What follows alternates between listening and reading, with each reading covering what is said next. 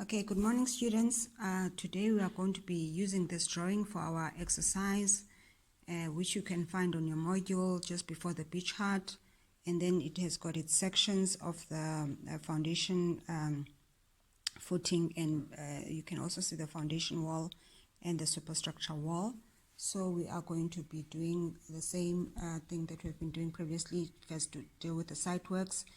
We get the dimensions for both the horizontal and the vertical, and then we get what the area is going to be for our site works. And then because we can see that on this particular drawing we've got a setback, so which means that we are going to have deducts, which I have written over there. And because we don't have anything else to do, that is where we are going to end for our site works. And then you write end of site works. You have your A, you have your B, and you have your page 1. And then now we go to collects, and you can see that if we go back to our drawing, you'll see that we've got a 270 brick wall externally, we've got a 220 brick wall internal wall, and we also have got a 110 internal wall. So we are going to start with our 270 cavity wall in superstructure. And remember, in our section we are told that we've got 2950 as our superstructure height. So that is what we are going to be using over there, 2950 millimeters high. And then we take the dimensions as we had from our site clearance calculations, multiply by 2 for the horizontal, multiply by 2 for the vertical. We get our cross center line, we deduct the 4 by 2 by half by 270, which is 1080. We minus that from that, and we get our center line, which we then transfer to our dimensions column. We do the same thing for our 270 brick wall and foundations. So we go to our section and we try and determine what is going to be our foundation wall. We are given here that we've got 350 and we also have got 290 because our foundation wall starts from the top of our footing up until DPC.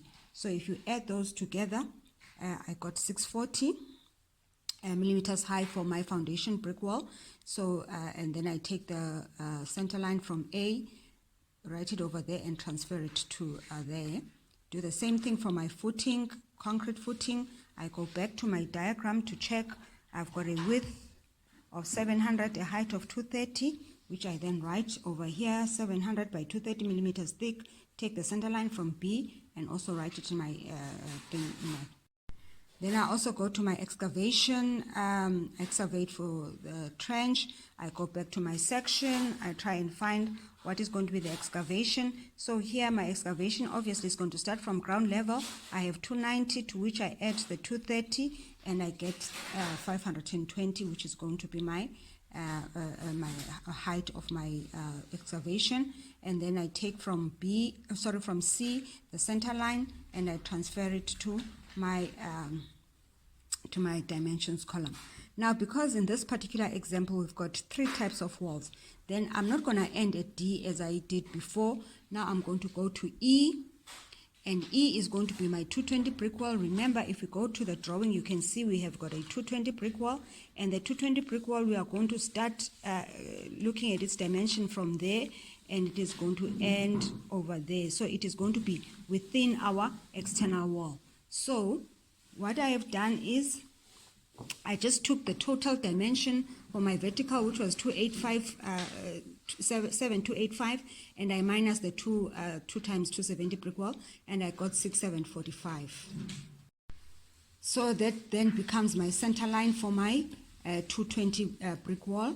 And then I do the same thing for my 220 brick wall in foundations. It's going to be 640 also, because the heights are the same. And then from E, I got the center line, transfer it to my dimensions column, and I get to the concrete. Concrete, do the same thing, go and find out what are the sizes of my, what's the size of my concrete. It's 620 by 230. So I write that on the concrete thick, and then I take from E, from F, I take my center line. But now you can see that if you go back to our drawing, there is going to be a T over there and also a T over there, because that is where our 220 brick wall is meeting up with our 270 brick wall. So after I've taken the center line from F, let me just correct that. So the center line will be from F.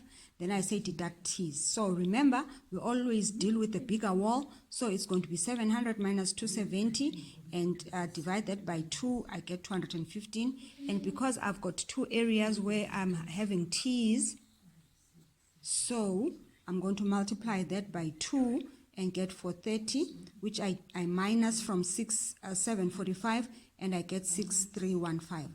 Then now you can see that now my center line has changed. If you look at the two previous center lines, I had 6.75, but now because the new center line has deducted the T's, I got 6315. That is what I'm going to take to my dimensions column.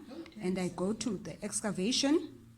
Same thing, I go back to my section and I look, okay, I've got a width of 620. The height of the excavation has been established before, it's 520 deep. I take now the center line from my G, which I write there as 6315, and I transfer that to the dimensions column. And then I move on. Now I'm at I, which is my 110 brick wall in superstructure, and the height is the same, it's 2950. Now I go back to my drawing and I want to determine what is going to be the length of that wall from there, and it is going to also end there, because it is going to be in between my 220 and my 270 brick wall. So I go to the bottom and I add my dimensions over there to determine what that length is going to be. And I found that it is going to be 6570, so that is my center line for my 110 brick wall. I do the same thing in foundations, put the same center line. I do the same thing for my footing, go to my section to determine, and in this instance I can see that I've got a 500 width, the height is the same, so I'm going to have a 500 by a 230 millimeter thick foundation. Then, still while in the foundation, in the concrete footing, I have to deduct T's, because you can see that my 110 brick wall makes a T with my 220 and also makes a T with my 270. So then I have got a 270 meeting a 110 brick wall. So I take my section, footing section dimensions from that, from the 270 brick wall. So I take 700 minus that and I get 215. And there is only one place where the 110 meets the 270. So I minus the 215 as is. And then I go to the place where the 220 meets my 110 brick wall. I take the dimensions for my 220 brick wall, which is 620. I minus 220, get 400, divide by 2, which is equal to 200. And I take the 200 as is because there's only one place. So I minus the 215 and the 200 from the 6570. I get 6155, which becomes my new center line for my concrete footing. I take that forward to my excavations, and you can see I still have my 616, and that brings us to the end of our collects, page 3. I have my A, I have my B. Just to note, you can see that if we take a look at the whole 110 brick wall collects, you can see I've got the same center line for my superstructure and same center line for my foundation. But when I get to the concrete, because there are T's, my center line changes from 6.57 to 6.16, and it's the same also for my excavations. It is going to be 6.16.